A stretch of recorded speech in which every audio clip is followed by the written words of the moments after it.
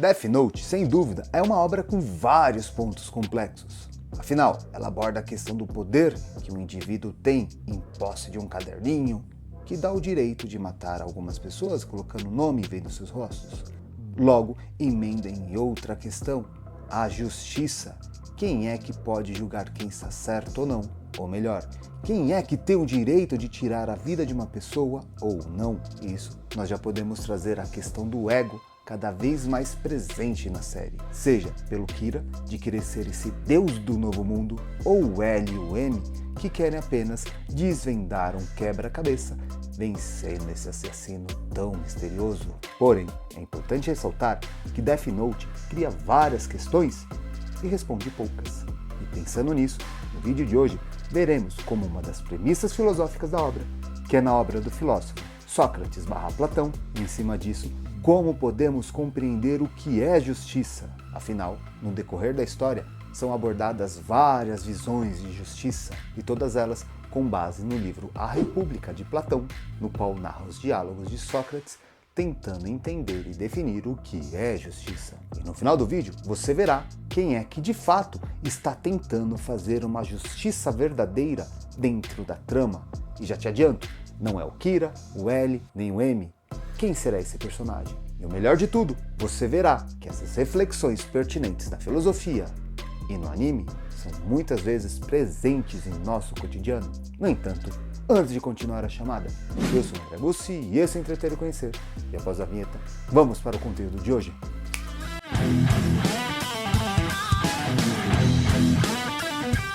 Um dos pontos que eu mais gosto em Death Note é a quebra de padrões na hora de contar uma história. Afinal, quem diria que um caderninho preto poderia causar tanto reboliço? O autor tinha inúmeros caminhos para seguir, mas ele tentou traçar essa questão da justiça e conseguiu fazer isso de uma forma muito magnífica. E sem contar o fato que ele quebra com a questão do maniqueísmo, indo muito além do bem e do mal, ao contrário da maioria das obras, onde tem um herói e um vilão, e o herói caça o vilão. Em Death Note você fica confuso. Quem é o herói? Quem é o vilão? E é isso que nós vamos identificar aqui, quem são esses personagens com base na filosofia de Platão / Sócrates. E aqui, sendo mais um exemplo de como a arte ajuda a entender a filosofia e de como a filosofia ajuda a entender a arte e como é que nós podemos trazer isso para o nosso cotidiano. Em seu livro A República, Platão narra a história de Sócrates travando um diálogo com algumas pessoas para tentar definir o que é justiça. Tudo começa quando ele está saindo de uma festa, e eis que um rico chega para ele e fala: agora que eu me tornei velho e rico, eu posso reparar as injustiças que eu fiz. E Sócrates o questiona: será que vale a pena viver de forma indigna e no final corrigir? Ou o tempo inteiro nós temos que ser dignos e viver uma vida que vale a pena a todos os momentos? E a partir disso, começa essa discussão. E isso é expresso que em certo momento o Kira fala, mesmo ele sabendo que está fazendo algo errado e que ele pode se dar mal, ele julga estar fazendo um sacrifício por um bem maior, valendo a pena todo esse esforço dele. E depois ele poderia reparar as arestas. Alguém tem que fazer isso, então por que não eu? Mesmo se for preciso sacrificar minha mente e minha alma, vale a pena, porque o mundo não pode continuar assim. Primeiro, nós temos que entender um pouquinho aqui sobre o método socrático, que através do diálogo, através de questionamentos, é possível fazer as pessoas saberem o que sabem e o que não sabem, e consequentemente irem atrás daquilo que elas não conhecem. E isso está presente a todo momento na obra, sendo o Ryuki a principal chave disso. Pode notar que a todo momento o Ryuki fica questionando o Kira. Ele nunca dá respostas diretas, ele faz perguntas com mais perguntas, lançando a pulguinha atrás da orelha do Kira e consequentemente de quem está assistindo, sendo o Shinigami um perfeito exemplo desse método socrático de questionar, fazer levantar a dúvida e as pessoas irem atrás a partir disso. Afinal, se você está aqui nesse ponto do vídeo, muito provavelmente você viu algo dentro de Death Note que você quis respostas além do que ele te mostrou. Ele não te deu a completude, sendo esse o início do caminho da filosofia. Questionar, plantar a pulguinha atrás da orelha e fazer as pessoas irem atrás de respostas. E vamos agora ver quais são as definições de justiça que Sócrates irá combater no decorrer da obra. E a primeira delas é que justiça é dar aquilo que a pessoa merece. Por exemplo, o Death Note foi largado na Terra, o Light o pegou. Então esse livro é dele e ele pode fazer o que quer, pois é dele. Sócrates o questiona. Peraí, se você tem que dar algo para a pessoa que é dela, se a pessoa tem uma arma e ela te pede essa arma, porém você sabe que essa pessoa vai fazer algo de muito errado com essa arma, você entregaria essa arma a ela? Você faria essa justiça?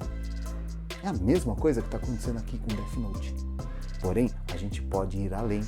Em várias constituições da história, tinha a famosa lei do talião, olho por olho, dente por dente, que consiste basicamente em reparar um crime da mesma forma que você o fez.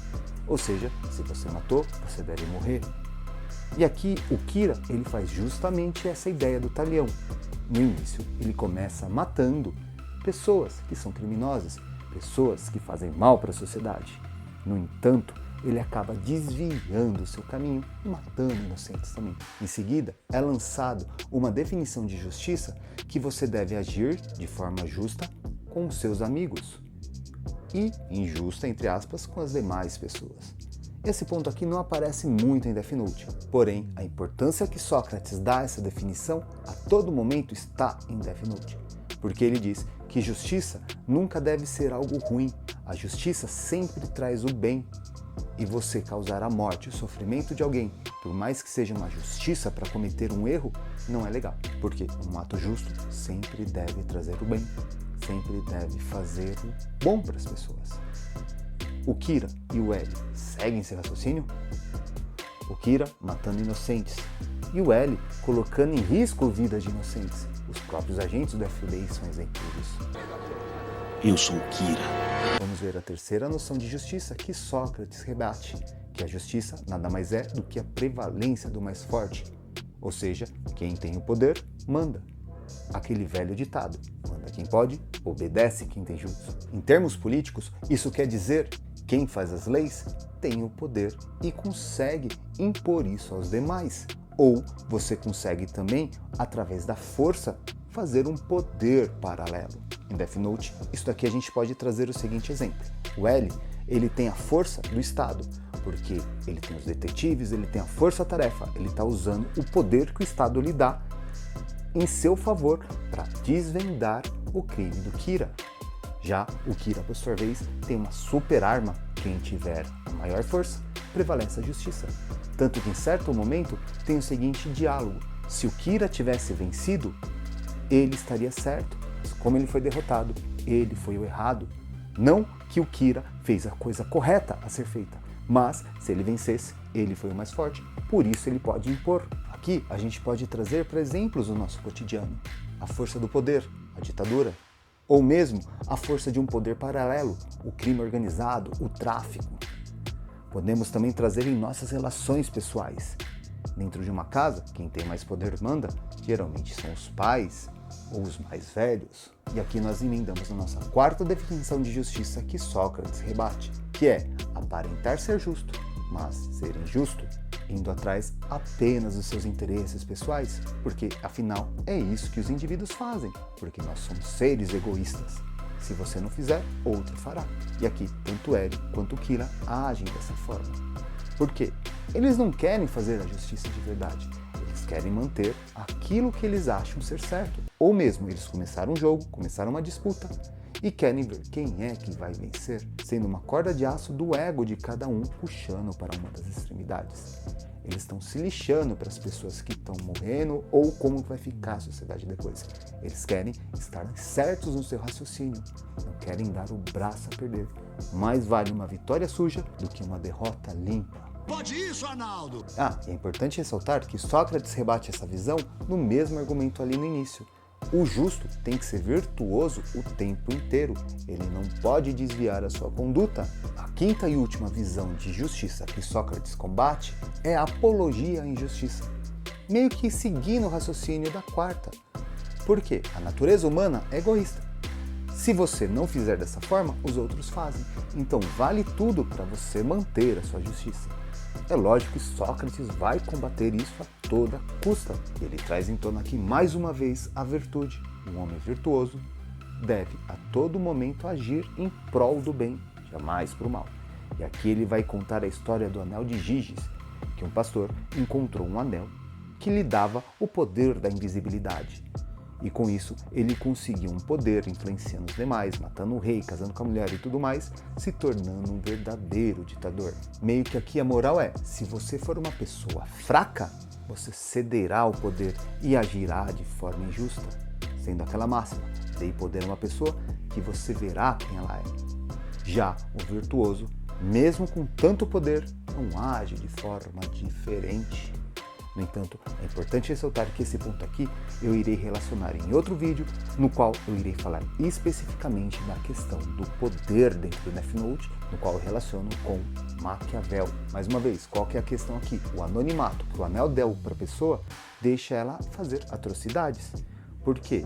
Ela tem o poder de fazer o que quer, como quer, sem ser percebida ou julgada. E ela vai e se revela quem de fato ela é. Ela põe essa natureza para fora.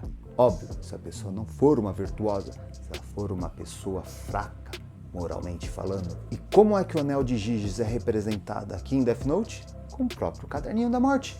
Afinal, o Kira, ele vai e dá as caras para fazer o que faz? Ou ele age no anonimato?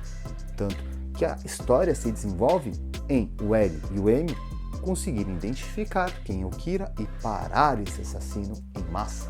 E aqui a gente pode trazer mais uma vez para o nosso cotidiano. As pessoas geralmente, quando tem que colocar o nome delas ou falar abertamente, elas são tímidas, têm vergonha, têm medo. Porém, você já viu exemplos onde as pessoas escrevem bilhetes anônimos ou postam em redes sociais sem se identificar, que elas acabam falando horrores, ameaçando, sendo muito mais bravo do que se fosse uma pessoa identificável? Qual que é a grande questão aqui? O anonimato mostra quem são as pessoas. Mais uma vez eu volto para Sócrates. Qual é que é a solução para isso? Uma pessoa virtuosa não agiria dessa forma. Ela é o que é, na frente, nas costas, com nenhuma pessoa vendo ou uma plateia inteira assistindo. Mas nesse momento, você deve estar se perguntando, o que é justiça para Sócrates? E nós vimos que o L e o Kira são, de fato, injustos perante Sócrates. Para esse filósofo, nossa mente é dividida em 3 partes. A parte dos desejos, da razão e do ímpeto. Para ele, você não pode deixar nenhuma dessas 3 visões prevalecerem. Tem que ter um equilíbrio entre elas. Por quê? Se você deixa o seu desejo prevalecer, você acaba fazendo coisas não muito legais, você se torna um egoísta.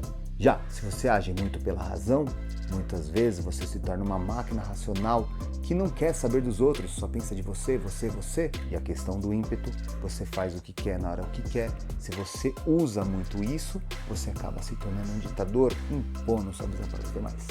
Então, para Sócrates, você mantendo o equilíbrio desses 3 pontos, você se torna uma pessoa justa. Sendo que, para mim, o Soichiro Yagami, pai do Light, é um verdadeiro exemplo disso. Afinal, ele a todo momento consegue equilibrar o poder que ele tem por ser o chefe da polícia, liderando ali a investigação. Em nenhum momento ele obriga as pessoas a fazerem ou arriscarem suas vidas. Ele entende que as pessoas, seus medos, ele não quer que elas se prejudiquem por isso. Ele dá essa total liberdade. Ele não abusa da sua força, ele não abusa do seu desejo. Ele o tempo inteiro quer fazer o que é certo, independente quem seja o assassino. E aí, concorda comigo que o Sr. Yagami de fato tem a verdadeira justiça, segundo a perspectiva socrática? Qual desses pontos que eu trouxe nesse vídeo aqui te chamou mais atenção? Você conseguiu ver a obra Death Note de outra forma? Compartilhe conosco aqui nos comentários. E se você assistiu esse vídeo até aqui, muito provavelmente você curtiu o conteúdo que eu elaborei. Então não esquece de dar aquele joinha maroto para mostrar que eu estou no caminho certo, fazendo conteúdo que lhe agrada. E caso você queira aprofundar um pouquinho mais sobre essa questão da justiça, deixarei a indicação de 2 outros vídeos, que é a justiça presente ali em Attack on Titan, no qual o Eren, assim como o Light e o L, são pessoas antissocráticas, ou mesmo as 3 noções de justiça em One Piece, que também a gente consegue aprofundar um pouquinho mais sobre essa questão. E para fechar, a seção Merchan. Já pensou desenhando seus personagens de anime, mangá ou qualquer outro de uma forma simples, eficaz e direta? sem fazer meras cópias? Pensando nisso, deixarei a indicação para você do curso do Money Arts, que é um curso totalmente online. Você paga uma vez e tem acesso vitalício, te ensinando do básico ao médio avançado de uma forma simples, eficaz e direta. Eu fiz e aprovo. Qualquer dúvida é só me chamar no direct no Insta que a gente conversa. Então fica assim, queria agradecer a Lilian na ajuda e estrutura que ela dá com o canal como um todo, e a você que assistiu até aqui. Muito obrigado e até a próxima!